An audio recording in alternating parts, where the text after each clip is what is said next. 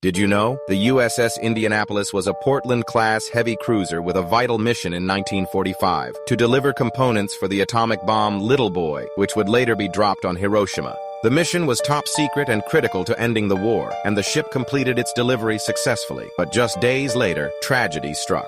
On July 30th, 1945, while sailing from Guam to the Philippines, the Indianapolis was torpedoed by a Japanese submarine, the I-58. The ship sank in just 12 minutes, so quickly that no distress signal was sent.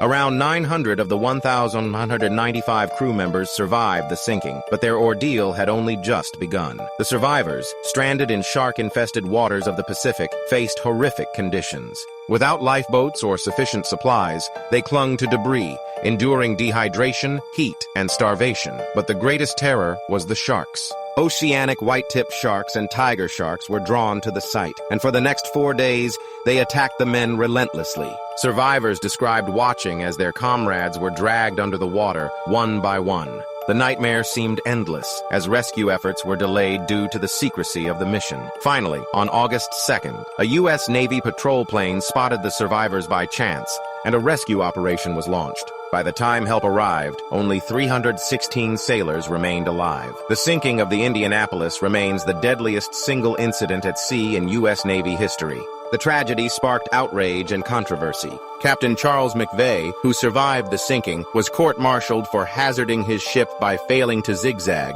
despite evidence showing the ship's fate was largely unavoidable. Years later, McVeigh, haunted by the loss of his crew, tragically took his own life. In 2000, Congress officially exonerated him, thanks in part to the efforts of survivors and historians. Subscribe for more.